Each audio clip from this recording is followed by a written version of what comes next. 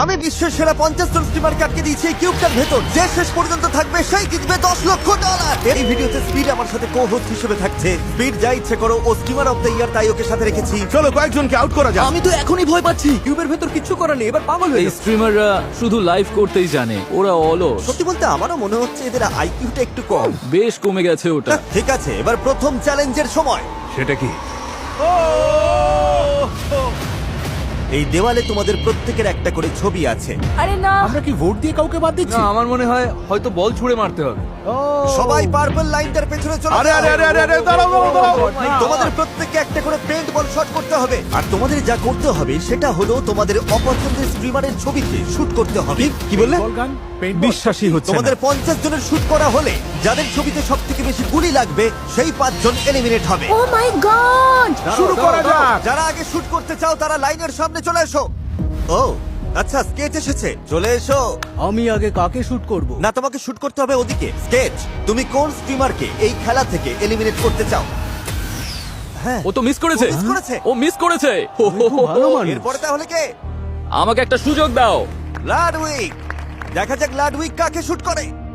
আমি দুঃখিত, ওরে বাবা! কিন্তু আপনি তো স্ট্রিমার নন। উনি টুইচের সিইও। ভাই তুমি তো ব্যান হয়ে যাবে। আরে শোনো, আমিও মেনে নেব। ব্যান করুন, আপত্তি নেই। একটু সরে দাঁড়াও, আমি আসছি। তাড়াতাড়ি ভাই, শুরু করি। ও ভাই, তোমাকে তো বদলা নিতেই হবে। তোমার টার্গেট কে? অবশ্যই লাড। ড্যান, না।